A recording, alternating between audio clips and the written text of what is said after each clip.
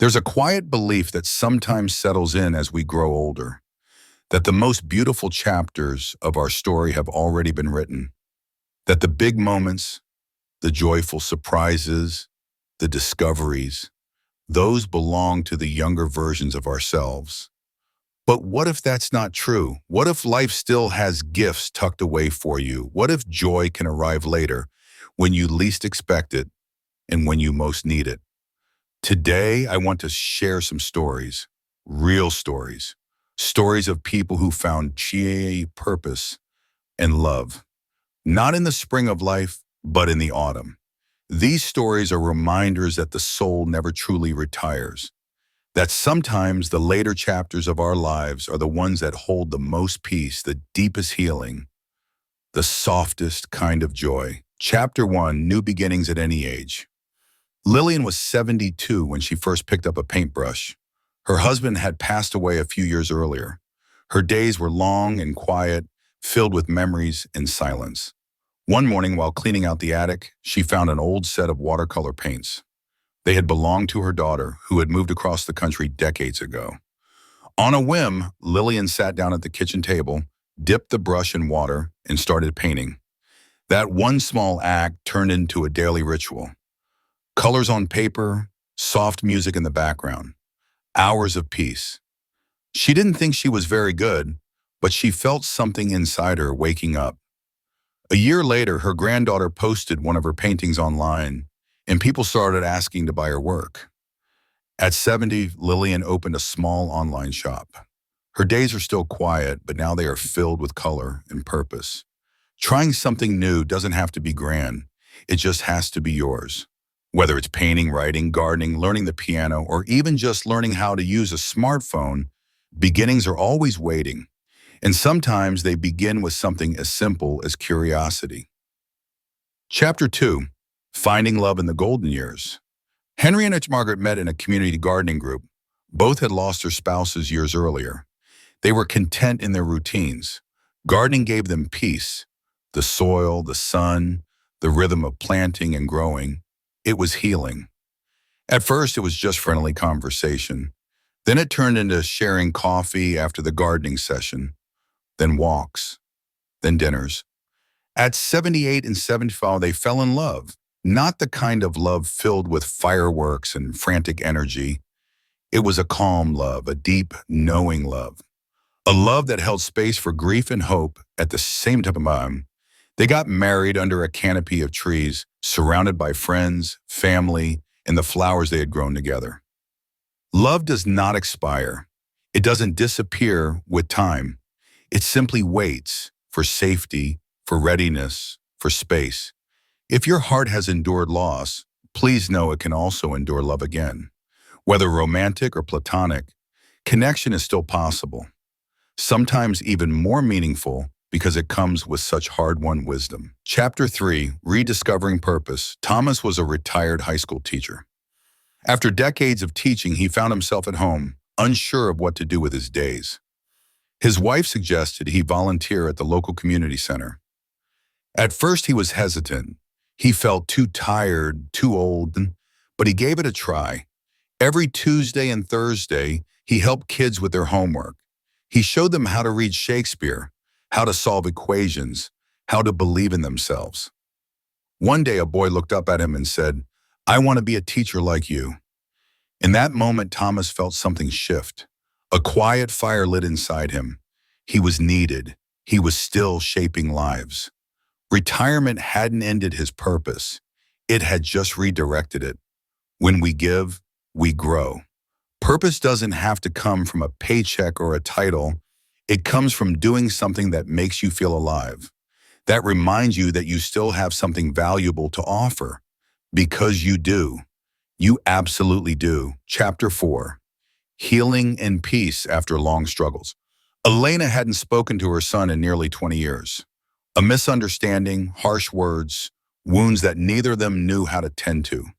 As the years passed, so did birthdays and holidays, and so many what-ifs. Then one winter she wrote a letter. Not to explain, not to justify, but just to say she missed him.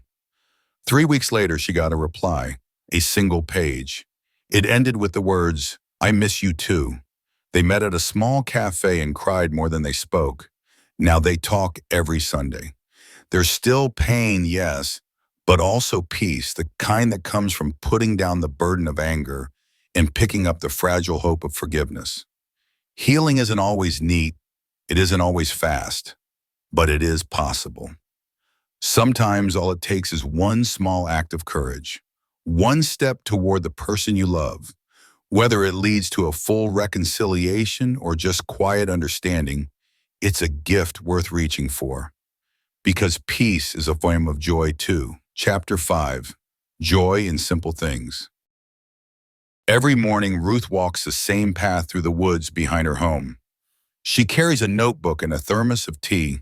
She listens to the birds, watches the light filter through the leaves, and writes a few lines of poetry. She never planned to become a poet. She just started writing what she saw and how it made her feel. Now at 83, she has a collection of journals filled with observations, memories, and simple joys. She says the walk saved her life. They gave her something to look forward to, a sense of rhythm, a reason to rise with the sun. Joy doesn't always come in big packages. Sometimes it's a soft breeze, a good cup of tea, a conversation with a neighbor, a warm blanket, and a favorite song. These small things are not small at all. They're anchors. They're moments where life gently reminds you, it's still beautiful. Chapter 6, Dreams Delayed but Not Denied. For most of his life, Joseph wanted to write a novel, but there was always something in the way. Work, family, bills. Time slipped through his fingers until one day, in his late 70s, he sat down and wrote the first sentence. Slowly, over 2 years, the story poured out of him. A tale shaped by the places he'd been, the people he loved, and the lessons he'd learned. He self-published it at 81 and received a letter from a reader who said the book helped her through grief. Joseph cried when he read it, not because the book was successful, but because it meant something. Some dreams may sleep for decades, but they don't die unless we let them. It's never too late to return to a dream, even if it unfolds differently than you imagine. Even if only one person reads it, hears it, or sees it. The act of fulfilling a dream is joy enough. Chapter 7. Reconnecting with Community. Dorothy had lived in the same neighborhood for over 40 years.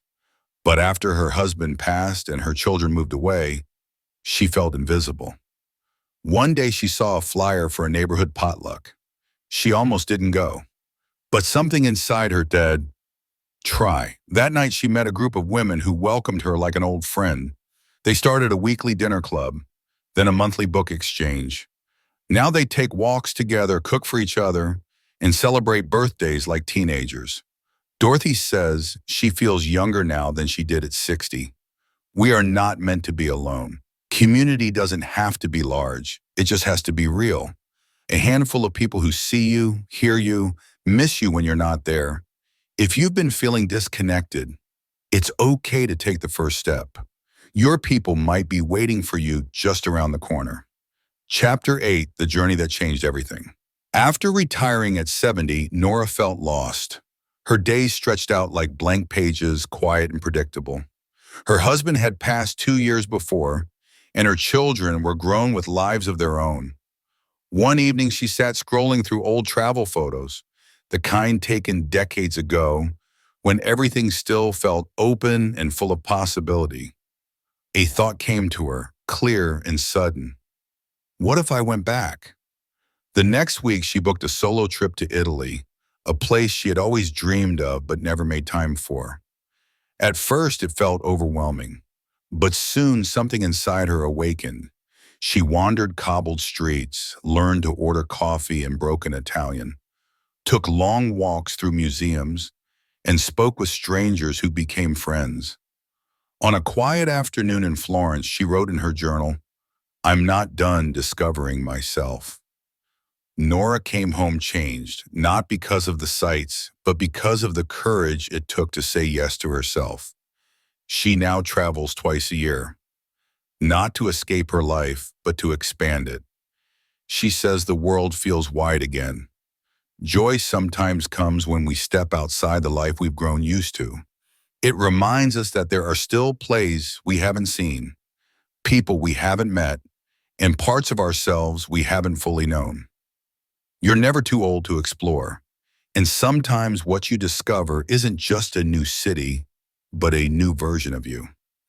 If you have ever looked in the mirror and wondered if your best days are behind you, please know this. There is no expiration date on joy. Life doesn't stop giving just because we've stopped chasing. Sometimes the gifts come when we slow down enough to receive them. Sometimes they come when we least expect them. Through a new passion, through love, through purpose, through healing, through something small and sacred. Your story is not over. There are still pages to be written, still sunrises to witness, still hands to hold, still laughter to be shared, and still joy to be found. You are not too old. You are not too late. You are right on time. If you found joy later in life, I would love to hear your story in the comments. And if you're still searching, I hope today's stories bring you a little closer to believing that it's possible. Thank you for spending this time with me. You are deeply loved, and your life still holds more beauty than you know. If this spoke to you, I'd love for you to be part of this growing community. Go ahead and like, subscribe, and share your thoughts in the comments. This space is for healing, for reflection, for real connection. Thank you for being here.